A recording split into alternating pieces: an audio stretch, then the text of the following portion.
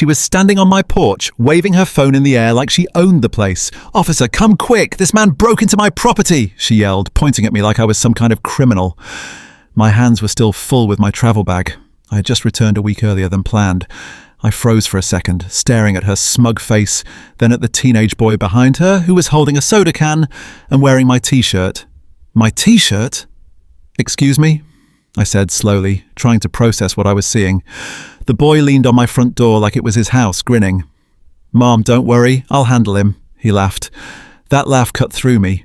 The couch inside was visible from where I stood, blankets tossed around, my TV remote lying on the floor, an empty pizza box on the table.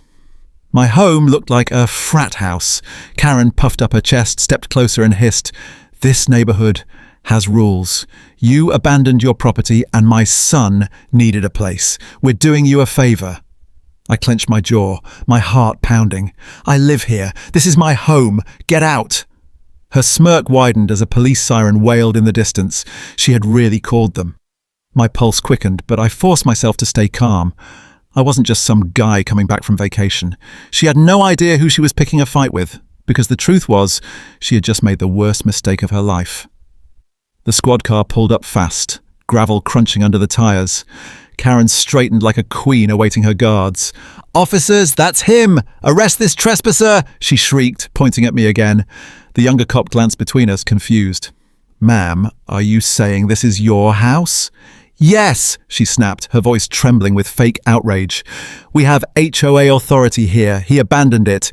My son is the rightful tenant now." I almost laughed at how insane it sounded, but I bit my tongue. The boy behind her slurped his soda, smirking like he was untouchable. I set my bag down slowly. "Officer, before you touch those cuffs, maybe you should check the deed. My name's on it. Always has been." Karen's eyes narrowed. "He's lying! Don't listen to him! He doesn't belong here!" The older cop, more seasoned, studied me carefully. "You got proof?" I pulled out a folded document from my backpack. I never travel without it. "This is my land. This is my house." I held it out steadily, my voice calm. Karen's face twisted, but she wasn't giving up. "Paperwork can be faked. Don't be fooled. This man is dangerous." The cops looked uneasy. One of them stepped forward like he was actually going to cuff me. My fists clenched, but I didn't move. I knew something Karen didn't, because the person she thought was just a traveller with a bag had a wife who trained the local police force. And at that exact moment, another siren wailed, one Karen definitely wasn't expecting. Another cruiser slid in behind the first, but this one didn't stop the same way. The door flew open before the engine even cut off, and out stepped a woman in full police uniform, badge shining, expression sharp as steel. Karen's smug grin wavered. "Wait, what?" she stammered, glancing between the new arrival and me. My wife adjusted her cap, eyes locked on Karen. "What's going on here?" Her voice carried authority that made even the younger officer straighten like a rookie. Karen tried to recover, pointing frantically at me. "That man broke into my property! Arrest him now!" My wife's gaze slid to me for a brief second, then back to Karen. Funny, because I know for a fact this is my husband's property. The boy froze mid-sip, soda spilling down his shirt. "Mom, what's happening?" he whispered, suddenly pale. Karen's face flushed red. "You can't just say that! You're only here because I called backup. This man is a squatter! HOA rules!" "Stop!" My wife's voice cut through like a blade. "Impersonating HOA authority, moving into someone else's home, filing a false police report. Do you have any idea how serious those charges are?" The officers exchanged looks, clearly realizing the trap they'd walked into. Karen's confidence cracked, her words stumbling now. "No, you don't understand. I was just protecting the neighborhood." I crossed my arms, staring at her son, who now couldn't even look me in the eye. The air was thick with silence, broken only by the lapping of the lake behind us. Karen had wanted me in handcuffs. Instead, her own wrists were looking like they'd be fitted with them soon. Karen's voice rose higher, desperate now. "You can't do this to me. I'm on the HOA board. I have rights." She clutched her son's arm, but he pulled away, embarrassed. The older cop finally shook his head. "Ma'am, HOA doesn't give you the right to seize someone's home. That's trespassing." Karen's mouth opened, but my wife stepped closer, her boots firm on the pavement. Actually, it's more than trespassing. You filed a false police report against my husband, you had your son occupying private property, and you impersonated legal authority. She pulled out a small body cam from her vest and clicked it on. Everything you've said since I arrived is recorded. The soda can slipped from the boy's hand, fizz spraying across the stone path. He stammered, "Mom, you didn't say it was like illegal. Karen snapped at him. "Shut up!" But her voice cracked and the panic finally showed. I couldn't help but let a thin smile tug at my mouth. "You wanted me arrested, Karen. Now look who's in the spotlight." The younger officer cleared his throat. "Ma'am, I'm going to need you to step aside." Her eyes darted wildly, searching for an escape. "No, you don't get it. If this gets out, I'll lose everything. The HOA will—" "Enough," my wife said firmly. "You don't get to dictate the law here. Not anymore." For the first time, Karen looked smaller. Her shoulders hunched, her bravado drained, her son inching away as if he already knew the fallout would be ugly. But deep down, I knew she wasn't done yet. People like Karen never surrendered quietly. She had another card to play, one I wasn't expecting. Karen's hands trembled, but instead of backing down, she dug into her purse and yanked out a folded sheet of paper. "You think you've won? Look at this!" she shouted, waving it in the air.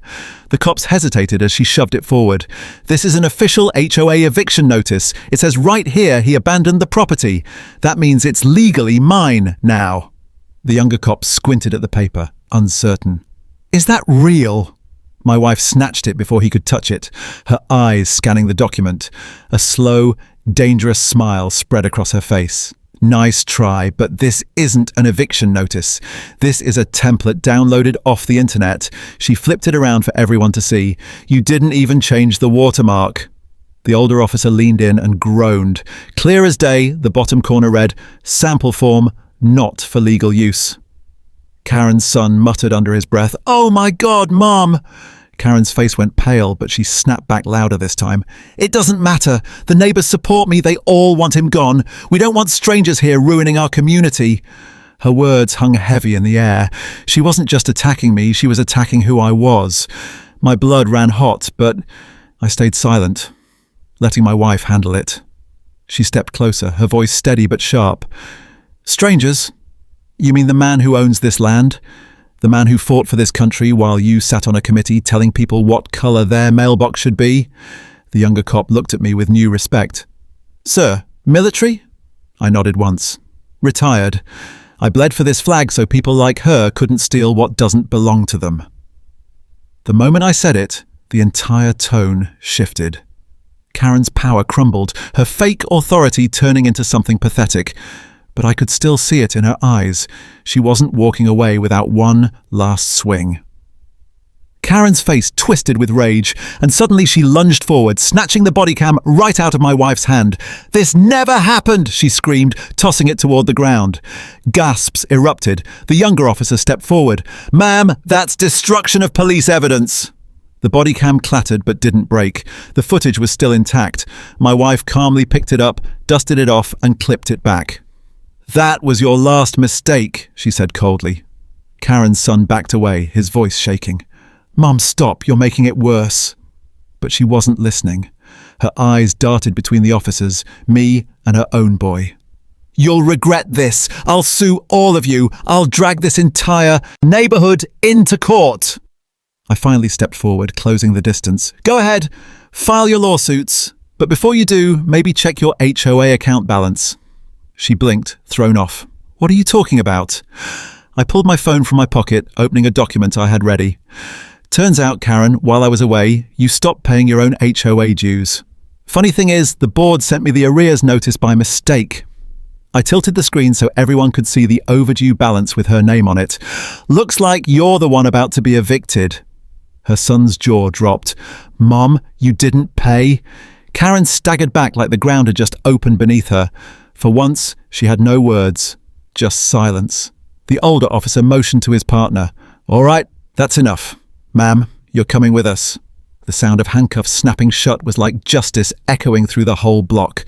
But the story wasn't done because when they tried to walk her to the cruiser, something unexpected happened.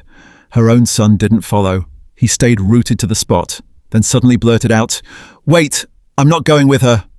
Everyone turned. Karen spun around, eyes wide. "What did you just say?" He swallowed hard, his voice shaking but firm. I can't keep covering for you. You dragged me into this mess. You told me we had the right to stay here. You lied to me, to everyone." Karen's face went red. "I did this for you, so you'd have a place, so you wouldn't—" He cut her off, louder now. "No, you did this for yourself. You didn't care about me. You just wanted control." His voice cracked, but the honesty in it silenced the entire yard. The cops exchanged glances, clearly uncomfortable. My wife studied him carefully. "Son, do you have something you want to tell us?" His shoulders slumped. "Yeah, I didn't want to stay here. Mom made me. She said nobody would ever find out." He looked at me then, guilt heavy in his eyes. "I'm sorry for what she did to your house. I knew it wasn't right." Karen lunged toward him, but the officers held her back. "Don't you dare turn on me! I'm your mother!" she shrieked, her voice breaking under the weight of her crumbling authority. But the boy stepped back, shaking his head. "Not today. I'm done being your excuse." I stared at him, surprised. There was real fear in his eyes, but also something else. Relief. For the first time that day, it wasn't just me and my wife standing against Karen. Her own family was too. And as the cops led her toward the cruiser, she spat out one last threat. "This isn't over. I'll get out, and when I do, you'll regret ever crossing me." I held her gaze, steady and cold. "Karen, the only one who will regret anything here is you." The cruiser door slammed, muffling Karen's furious shouts as the cops drove her away. The street felt lighter without her voice echoing through it, but the damage lingered. My home still looked wrecked, my trust still tested.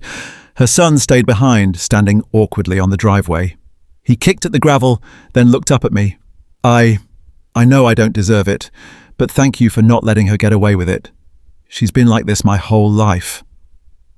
I studied him for a moment. He wasn't innocent, but he wasn't the villain either. Just a kid dragged into his mother's madness. "You've got a chance to be different," I said quietly. "Don't waste it." He nodded, eyes glassy, before walking off down the street alone. For the first time, he wasn't hiding behind her shadow. My wife slipped her arm through mine, her voice softer now. "You all right?" I glanced at the mess inside, the pizza boxes, the overturned furniture, the hollow reminder that someone had lived here without me. But then I looked back at her uniform, her steady strength beside me. "Yeah," I said, exhaling, "because at the end of the day, this is still our home. And nobody, no fake notices or a Karen with a power trip, can take that from us." She smiled, squeezing my hand. "Damn right." As the sun dipped low and painted the lake in gold, I let out the breath I'd been holding since I first saw her on my porch. Justice wasn't always clean, but today it was sure as hell satisfying. And for anyone watching, one thing was clear. This wasn't just a story about an HOA Karen gone wild. It was a story about freedom, about fighting for what's yours, and about never underestimating the wrong person.